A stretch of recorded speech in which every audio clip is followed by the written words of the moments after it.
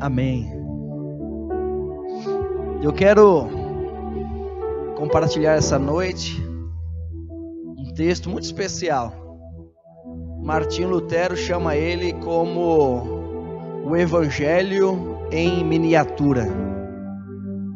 Se você pudesse pegar as Escrituras, o Evangelho de Deus, que significa as boas novas, e resumir esse Evangelho em apenas um versículo, Lutero ele diz que seria em João 3,16.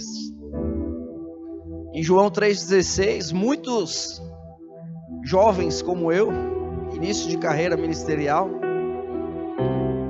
diante dos 120 anos, onde o Senhor irá me levar, ainda ministramos em João 3,16.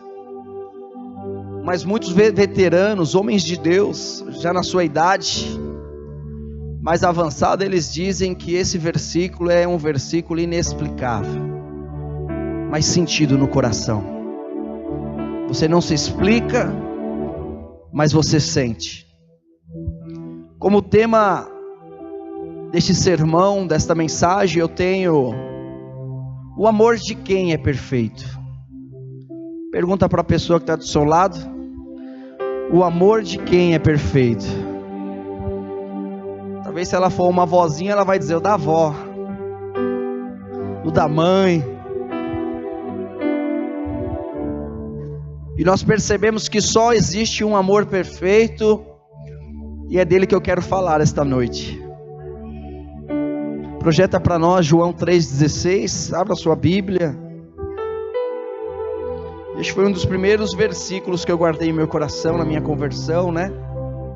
Após a minha conversão, meu pai espiritual, ele disse, né? Logo que me converti, ele disse: pô, esse versículo aqui, vamos decorar ele junto? Eu falei: por quê? Ele falou: não é momento de você entender, apenas decore ele, você vai levar ele para a sua vida inteira. E foi um dos primeiros versículos que eu memorizei.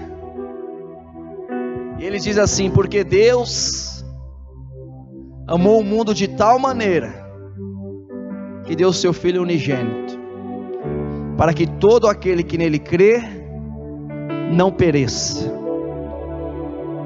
mas tenha vida eterna. Quem está escutando esse versículo hoje pela primeira vez? É um dos versículos mais falados da Bíblia.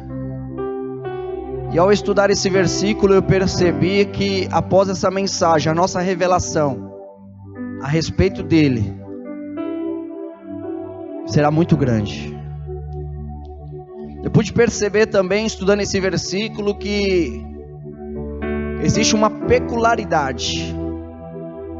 Eu já carrego algo comigo já há algum tempo, desde o meu nascimento, na verdade. Mas anos depois, encontrei aos 30 e alguma coisa, uma carta do meu pai, que dizia a respeito do meu nome, né? João Paulo, João por causa de João, né? Raça de víboras. Não, por causa do João, né? Do amor. E também Paulo, escolhido por Jesus Cristo. Isso quem diz é a carta do meu pai, deixada para mim, escreveu no dia do meu nascimento. E eu lendo estes versículos, estudando um pouco mais sobre João, encontrei muito sobre Paulo. E percebi que nas Escrituras existe uma particularidade muito grande em João e Paulo, que ambos são muito espirituais. Então, se hoje você deseja ler algum livro da Bíblia, comece por João. O livro de João é o livro mais publicado, porque se publica Antigo e Novo Testamento, amém? Se publica somente o Novo Testamento. Quem já teve aquele pequenininho Novo Testamento, que só tem Novo Testamento? Mas quando a gente olha na história das edições publicadas, nós percebemos que o livro de João é o mais publicado, porque em vez deles pegarem todo o Novo Testamento, eles pegavam só João. E ainda em alguns lugares do mundo fazem-se isso. e publica ali só João entendendo de maneira muito espiritual, muito íntima, aquilo que Deus tem para nós. Hoje eu vou falar do amor infinito do Pai, a missão do Filho e a obra realizada pelo Espírito Santo. Está tudo nesse versículo.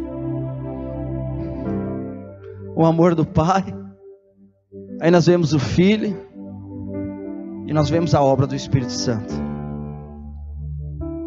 E quando nós olhamos diante do amor do Pai, a missão do Filho e a obra do Espírito, nós vemos nesses versículos atrás de mim a condição de perdição dos homens, a necessidade do novo nascimento vindo do alto, a fé em Cristo como condição de salvação, e o reino de Deus e a vida eterna. Todas as doutrinas estabelecidas pela própria boca de Jesus. Quando você percebe o discurso de Jesus e aquilo que acompanha os sermões de Jesus, você percebe que traz o amor do Pai, a missão do Filho, a obra do Espírito, de uma forma doutrinária, voltada ao reino de Deus, à salvação e o novo nascimento. E eu digo mais para os irmãos hoje que hoje eu lidero a igreja, mas durante um período da minha vida eu liderava jovens. Tive muitas experiências com esses jovens. Mas eu lembro que eu costumava pregar a estes jovens e pregava de uma maneira muito incisiva, muito dura, muito forte, dizendo a estes jovens: vocês precisam amar a Deus. Vocês precisam amar a Deus. Vocês precisam amar a Deus como está escrito, com todo o seu coração, com toda a sua mente e com toda a sua alma. E durante aquele tempo que eu ministrava esses sermões a estes jovens, eu meditava muito na sua palavra, porque eu me perguntava, diante da mensagem que estava sendo pregada para estes jovens: como é que eu faço isso? E olhava para mim mesmo, sondava o meu coração, a minha mente, a minha alma, e me perguntava: será que eu estou fazendo isso? Será que eu estou amando o Senhor de todo o coração, de toda a minha mente, de toda a minha alma? Será que realmente eu estou amando o Senhor de uma forma tão perfeita?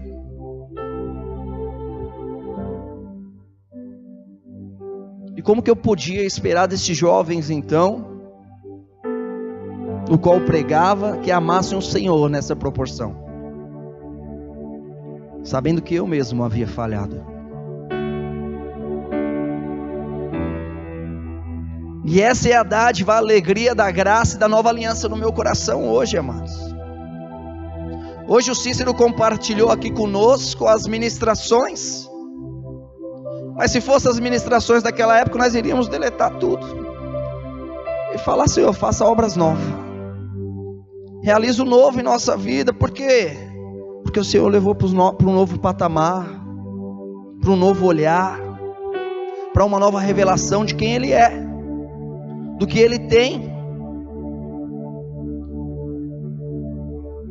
Eu não sabia que pregando daquela maneira eu estava na verdade colocando lei na vida deles, porque a soma total da lei é amar a Deus de todo o teu coração, de toda a tua alma, de toda a tua mente, de toda a tua força. Coloca para nós, por favor, depois você volta nesse texto, Mateus 22, 37. Se você quiser abrir a sua Bíblia, é justamente isso que está sendo relatado lá.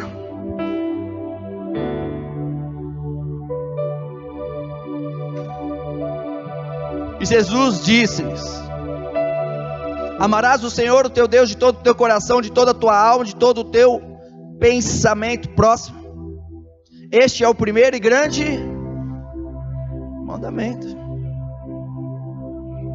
Mas eu quero te dizer algo, e nós temos aprendido a respeito disso. Quando está transbordando o amor de Deus, você cumpre a lei sem precisar se esforçar. Nós vimos isso domingo passado.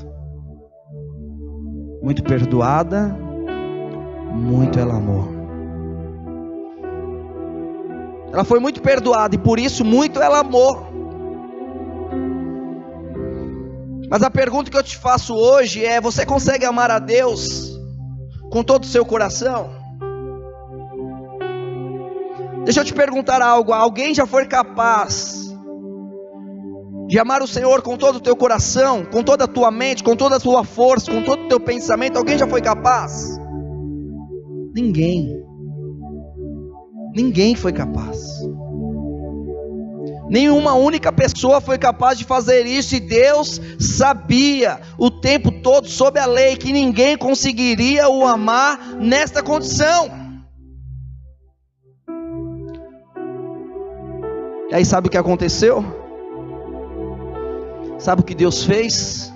Por saber que ninguém cumpriria, que ninguém conseguiria, Ele disse: porque Deus amou o mundo de tal maneira que deu o seu Filho unigênito. O amor que desce é maior do que o amor que sobe. Sempre foi e sempre será. E existe uma expressão que está registrada aqui, amados, que para mim é muito peculiar, que diz: porque Deus amou o mundo de tal, diga comigo, tal maneira. Eu amo essa expressão de tal maneira. O tal maneira, ele fala da intensidade no qual Deus amou o mundo.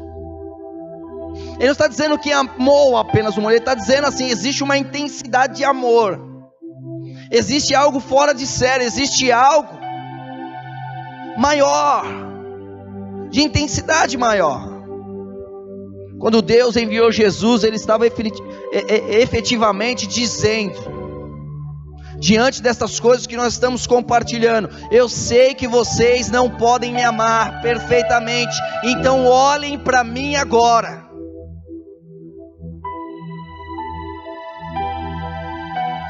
Ele estendeu o braço e morreu por nós. Amém?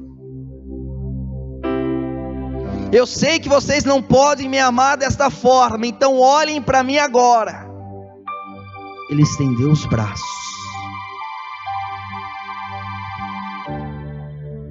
O que Jesus disse, amado, na cruz é: olhem para mim agora, porque eu vou amá-los de todo o meu coração, de toda a minha alma, de todo o meu pensamento, de toda a minha força, de tal maneira.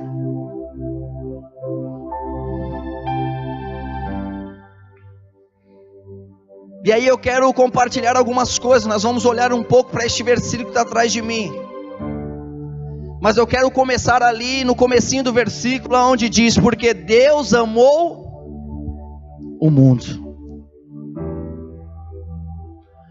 O primeiro fato apresentado nesse versículo, amados, é que ele apresenta Deus. Ele diz: porque Deus. Então ele apresenta Deus. Às vezes as pessoas vêm até nós e perguntam: quem criou Deus? Mas Deus veio da onde? Mas Deus existe. Deixa eu te dizer algo. Esse versículo ele começa apresentando Deus, mas na proporção de quem Deus é. E a existência de Deus, amado, ela nunca foi um assunto no qual a Bíblia tenta defender, no qual a Bíblia ela tenta provar algo, mas em todas as suas páginas ela aceita o fato de que Deus é. Amém? A Bíblia ela não se discorre do começo ao fim, tentando de alguma forma provar quem Deus é, se Deus realmente existe. Não, por quê? Porque Ele é soberano. E nessa miniatura do Evangelho nós começamos já com a apresentação de Deus, e dizendo: porque Deus amou ao mundo. Aquele que é inquestionável, aquele que é soberano, aquele que não precisa ser defendido de Gênesis a Apocalipse. E aí vem, amou o mundo. Deus sendo um ser inteligente, Deus tem consciência da existência deste mundo, amém? Então o versículo está dizendo primeiro o fato, a apresentação de Deus, e depois ele traz o mundo dizendo, eu sou um ser inteligente, e eu tenho consciência de que existe pessoas neste mundo. E ele diz, eu amo todos que habitam nele. E aí nós entramos no quesito no qual ressaltamos já, porque Deus amou o mundo de tal maneira que deu o seu Filho. E nesse momento, amado Deus, Ele descreve a profundeza do amor dEle. Porque neste momento nós vemos a sua maior expressão, quando se fala do Filho, amados, nós estamos vendo a maior expressão de Deus, o seu Filho bem amado, o Logos eterno, o seu companheiro eterno. Foi justamente Ele que Deus entregou para com os homens. Nós temos aqui, amado, ilustrado o dom supremo da expressão de Deus. Filho no original, sabe o que significa? Huios, nascido de um pai, usado para descrever algo que depende de alguém. Filho unigênito, o que significa unigênito? Monogênes, sendo o único do seu tipo. Então ele tinha alguém no qual ele se relacionava de uma maneira eterna. Era alguém no qual ele amava, mas era bem amado de uma maneira eterna. Aquele que estava vocacionado, direcionado a viver a eternidade ao seu lado. O único do seu tipo. O seu único filho. Ele expressa o amor por nós.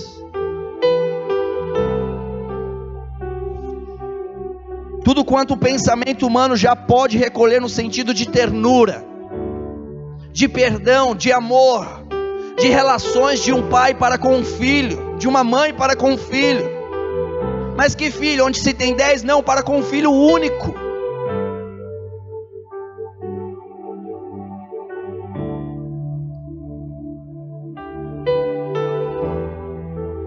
Porquanto, amado, o amor ao mundo deu em sacrifício o amor do Filho. Porquanto o amor ao mundo deu em sacrifício o amor eterno, o seu companheiro eterno. Jesus Cristo é o Filho de Deus no sentido especial, de que nenhum outro pode participar. Não é de adoção, não foi após a ressurreição, não foi após o batismo nas águas. Hoje nós somos filhos, mas nós sabemos que nós somos filhos em Jesus.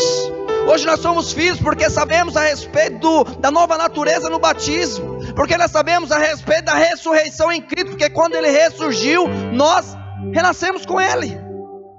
Mas quando olhamos para Jesus, nós vemos que temos uma outra característica ali, no qual foi entregue.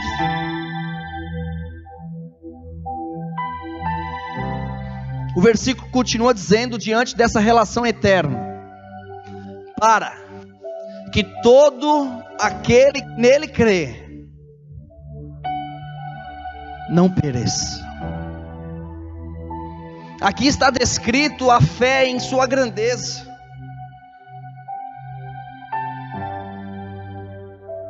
E era este o grande lema do cristianismo pregado por Paulo e por João. A característica que acompanha esses dois homens de Deus é justamente essa. Vão em origem em relação àquilo que Cristo realizou, e é o fator de ter fé nisso, de nós crermos nisso. A fé que diz aqui, amado, nesse versículo, nesse restante diz, para que todo aquele que nele crê não pereça. Está dizendo aqui, a fé é encarada para o indivíduo como expressão de vida, porque se você crê, você recebe vida. É resultado da regeneração. E ao mesmo tempo aquilo que faz o Espírito Santo movimentar na direção do homem, levando a regenerar e levar o pecador ao arrependimento. A fé é a expressão da alma. É um tipo de intercomunicação entre Deus e o homem, onde o homem aprende a confiar em Deus.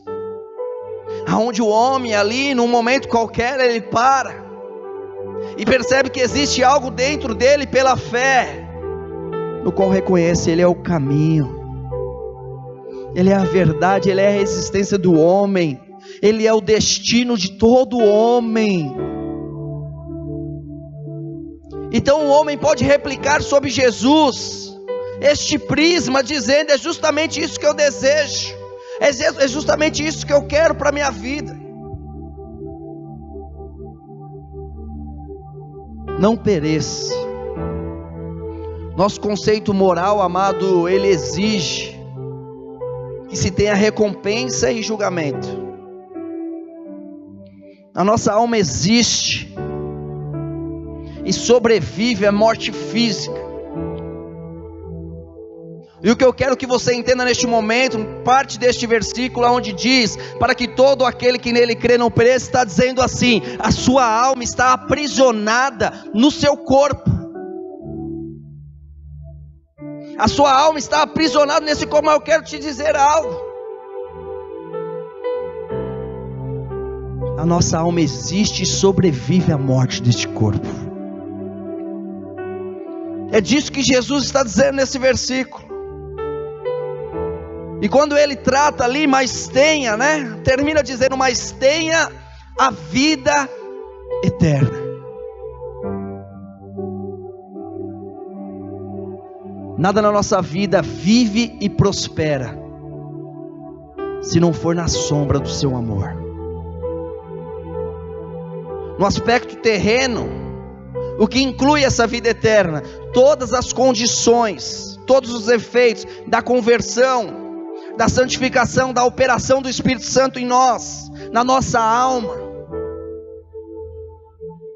Os homens começam a participar da vida de Cristo quando ainda estão aprisionados nos corpos físicos. É fato. Quando a gente fala de vida eterna, a vida eterna é a participação na plenitude de Deus, na natureza, nos atributos divinos.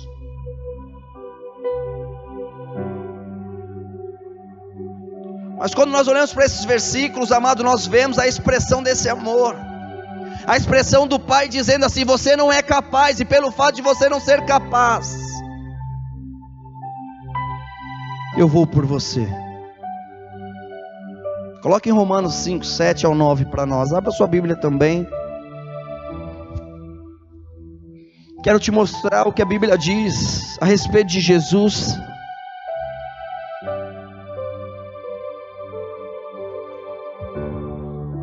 Romanos, capítulo 5, versículo número 7. A Bíblia ressalta esse amor.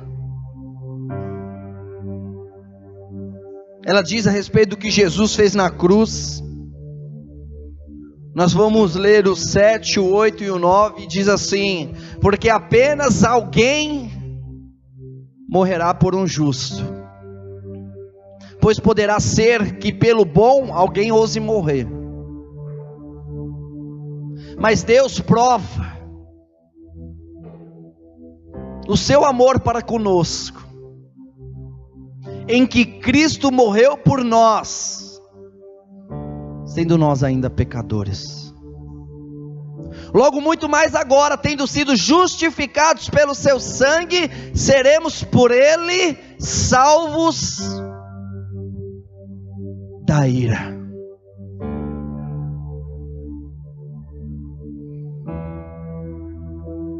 Meu amigo, a cruz não é a demonstração do nosso perfeito amor por Ele, mas a cruz é a demonstração do amor perfeito dEle por nós. É a devoção de Deus por nós. A palavra de Deus disse aqui a respeito: se fosse por um justo, talvez alguém ousaria morrer. Mas e pelo injusto? E por aquele que não está nem aí? Por aquele que não quer nada da vida? O que as pessoas não entendem, amado, e entra muito no aspecto do que nós falamos aqui anteriormente, é de que aquela mulher Ciro-fenícia que morreu ali, havia um dia, 10 horas que havia acabado de morrer, Jesus vai lá e Ele a ressuscita, é vida, amém? Mas quando nós olhamos para a palavra de Deus, nós vemos também Lázaro, que já fazia 4 dias que ali estava morto. Normalmente as pessoas que morriam lá, elas em apenas um dia elas já eram enterradas, mas Lázaro já estava 4 dias e Jesus vai lá e o ressuscita também. Está dizendo que todos vão morrer. E não é aquele mais morto ou aquele menos morto, não é aquele que morreu um dia ou aquele que morreu 4 dias. Porque assim como nós vemos anteriormente aqui, amado, o que diferencia lá na funerária é quando você chega lá, você vê um morto mais mal vestido, tá certo? Não tinha uma condição de ter uma roupinha tão boa, mas ele está morto, mais mal vestido. E aí você olha do lado, você vê um outro morto, mas aquele morto tem uma condição financeira boa, então ele está bem, mas estão os dois mortos. É disso que nós estamos falando, é disso que nós falamos. O bom sucesso é entender que mal vestido ou bem vestido estão mortos, e só existe vida em Jesus. Para que ninguém pereça, mas tenha a vida eterna, é só em Jesus, que entregou Deus, né? Volta lá no 7, volta um e volta outro, volta. Porque apenas alguém morrerá por um justo, pois poderá ser que pelo bom alguém ouse morrer. Mas Deus, está dizendo assim, talvez pelo bom alguém morra, mas Deus prova o seu amor para conosco, em Cristo morreu por nós. Ele entendeu que indiferente da condição que estavam mortos, e só existiria uma maneira de se ter vida eterna. Só existiria uma maneira para que não perecessem. A cruz é a demonstração de Deus, do seu perfeito amor, da sua perfeita graça, do seu perfeito favor imerecido por nós. Pois ainda quando éramos pecadores, Jesus morreu por nós. Ele não morreu por mim e você, por nosso perfeito amor, não foi por isso. Não confunda as coisas, não inverta isso, não crie uma falsa fé. Ele não morreu por mim e por você, por causa do nosso perfeito amor por Deus. Não é isso que a Bíblia está dizendo. Ele morreu por você e por mim, por causa do seu perfeito amor por nós.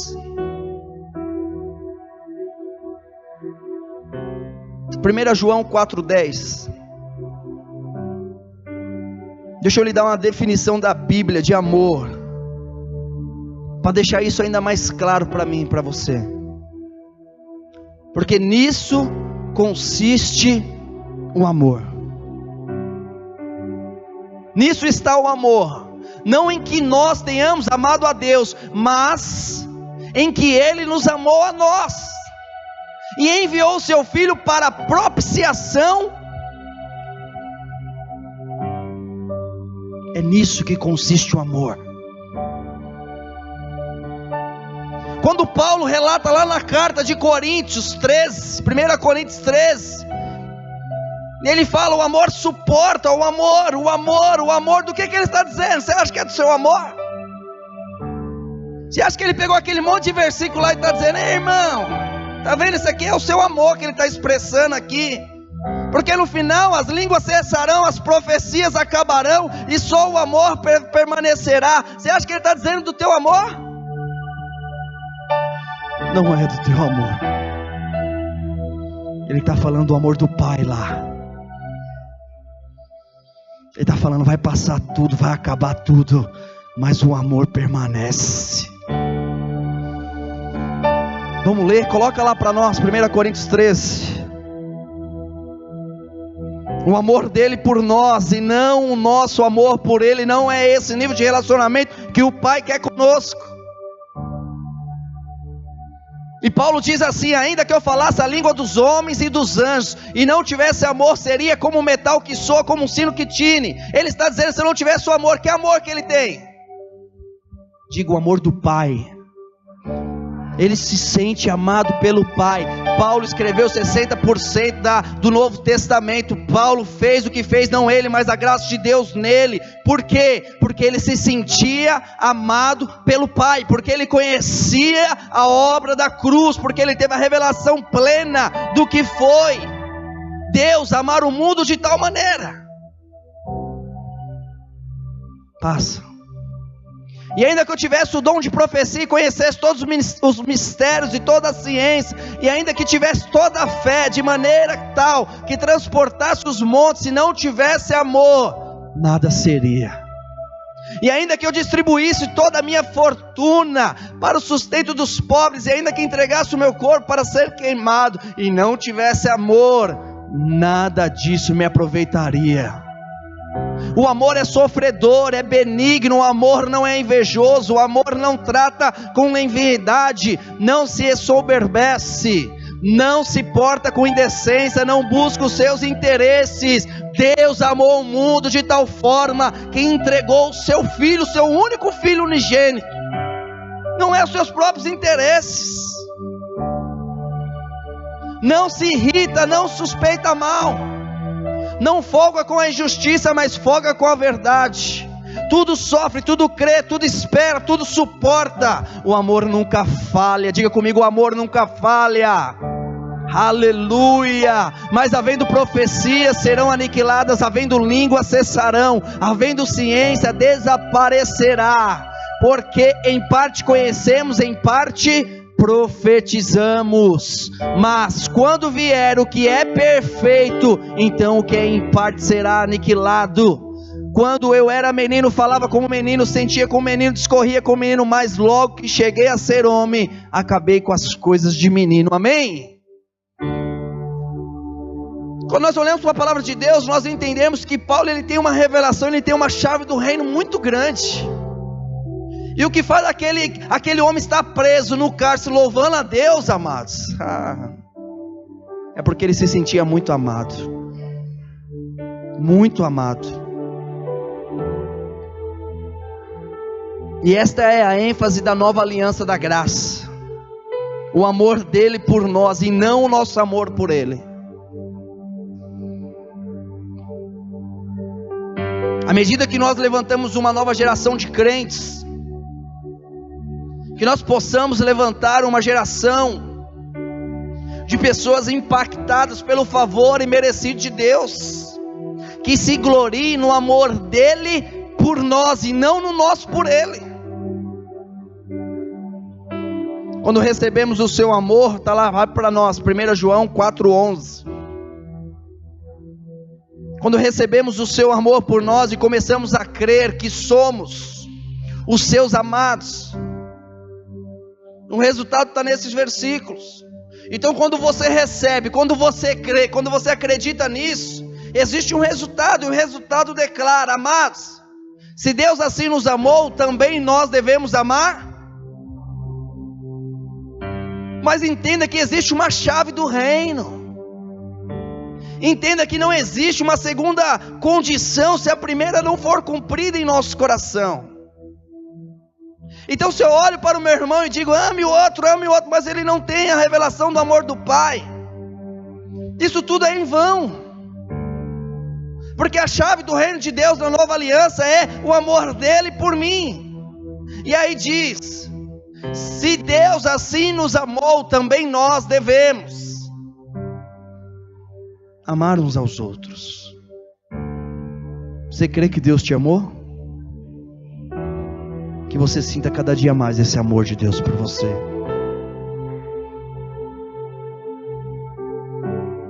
O amor de amar o meu próximo, amado,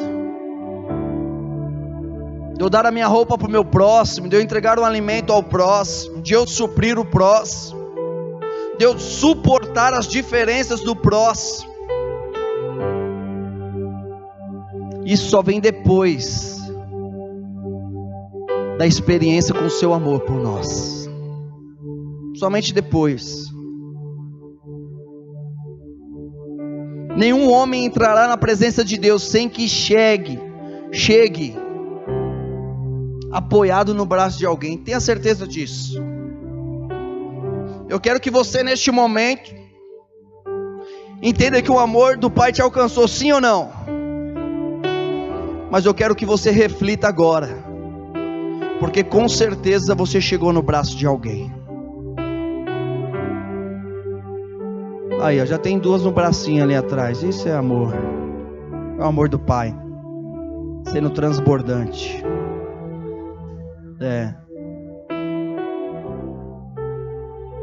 Você chegou no braço de alguém. Alguém te apresentou Jesus. Alguém disse: vem comigo, encosta aqui, posso tocar em você, posso orar por você.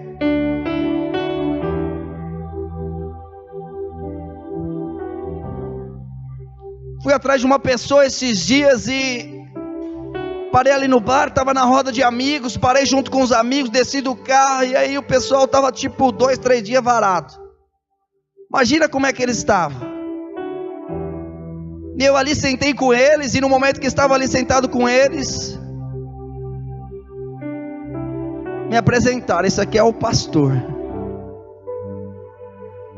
Aí o rapaz olhou para mim e falou: pastor, me dá R$1. Falei: é para beber? Ele falou: é. Eu falei: não vou te dar dinheiro para você beber, cara. Aí ele falou: então é para fumar.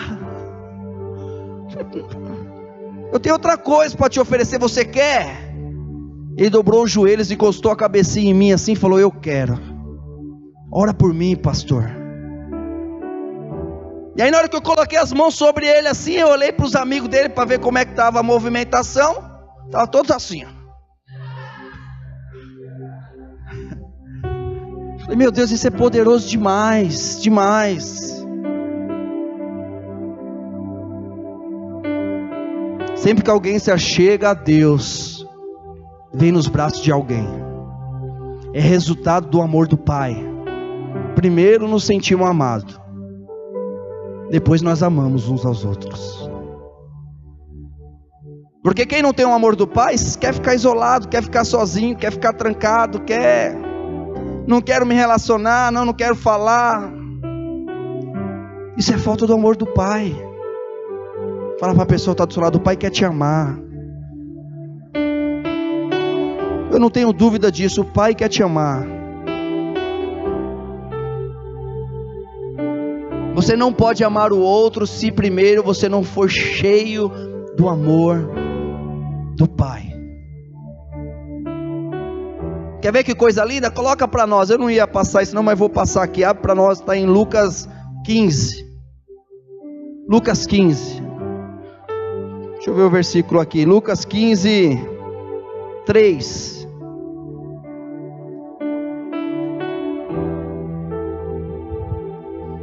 Porque quando nós olhamos para Lucas 15, 3, capítulo 15, versículo 3, amado, nós vemos o Pai trabalhando em amor. Nós vemos o trabalho do Pai no sentido do amor. E o que mais chamou a minha atenção nesses versículos, nessa parábola que nós vamos ler,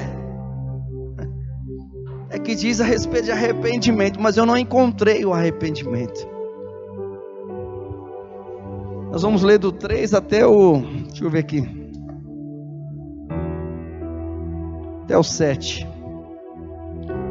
E ele lhe propôs esta parábola dizendo: que homem dentre vós, tendo 100 ovelhas, e perdendo uma delas, não deixa no deserto as 99, e não vai após a perdida até que venha achá-la, e achando-a, a põe sobre os seus ombros. Gostoso.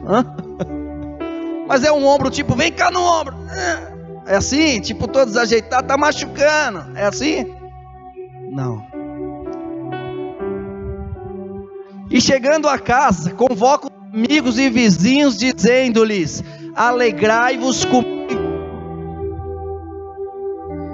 porque já achei a minha ovelha perdida. Próximo. Digo-vos que assim haverá alegria no céu por um pecador que se arrepende, mais do que por 99 justos que não necessitam de... E aí isso chamou minha atenção. No momento que eu estava lendo, eu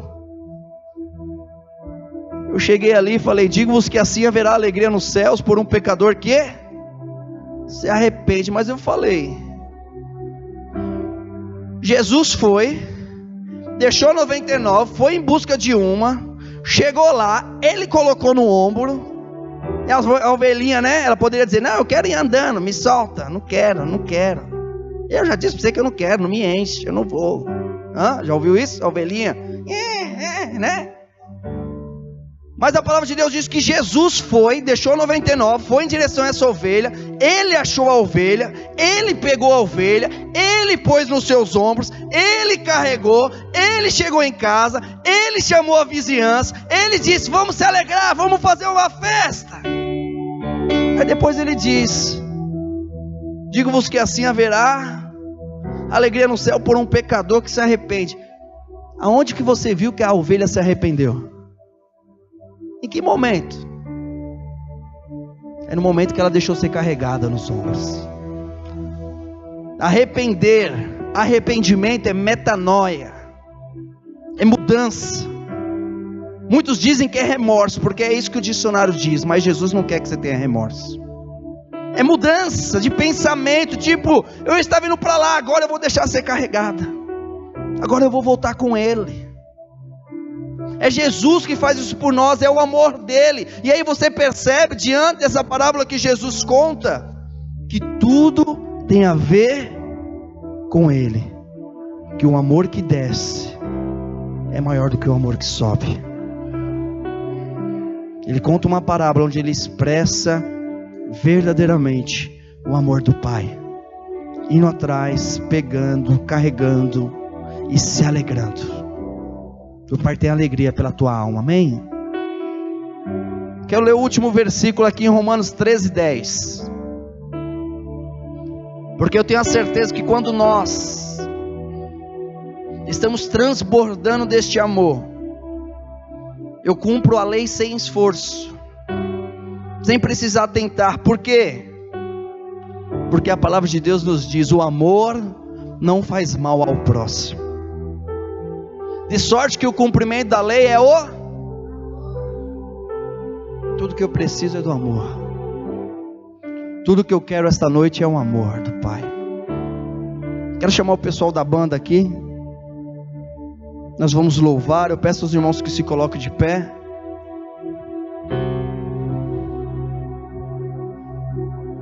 Pega na mão do seu irmão.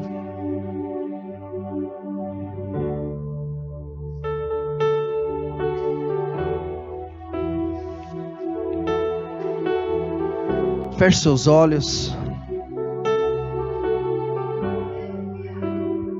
Eu vou orar e os irmãos orem em pós mim, amém? Diga assim: Pai, eu sei que nunca poderei te amar perfeitamente, com todo o meu coração, com toda a minha alma, com toda a minha força. Então eu te agradeço, porque tu me amas todos os dias, com todo o teu coração, com toda a tua alma, com toda a tua força. Sempre que vejo a cruz, vejo o teu perfeito amor por mim. Encha-me com uma revelação maior do teu amor por mim, até que eu transborde dele, para tocar e impactar a vida de outros. Aleluia. Projeta para nós de novo João 3,16.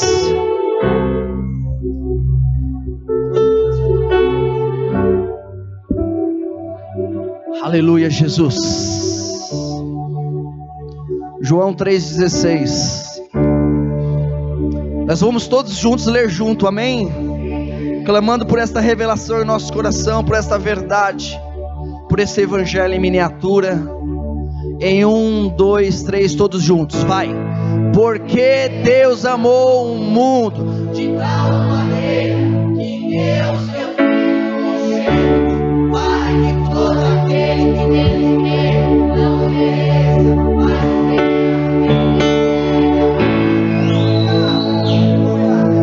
Obrigado, Senhor, por esta noite. Eu te louvo pela vida da igreja, pela vida dos meus irmãos. Declaro sangue, Senhor, nos umbrais. Declaro sangue sobre as casas, Senhor, da família de Deus, da família da fé, guardando, livrando da morte, para que não tenha morte do corpo físico lá fora de horas, Senhor, mas seja guardado pelo teu sangue. Livra de todo mal, cura toda doença, toda enfermidade. Eu declaro o seu sangue sobre a vida da igreja, sobre aqueles que estão sendo acrescentados em nosso meio. Eu declaro, Senhor, como embaixador de Cristo, uma semana extraordinária, de portas abertas, e a liberdade sobre as nossas vidas, e a liberdade para guiar a vida da igreja, para direcionar a vida dos irmãos. Aleluia, Jesus. Que a graça e a paz e a justiça seja contigo, com a tua casa, com a tua família, em nome de Jesus, amém? Dê uma salva de palmas ao Senhor, diga glória a Deus. Obrigado, Jesus. Obrigado, Senhor.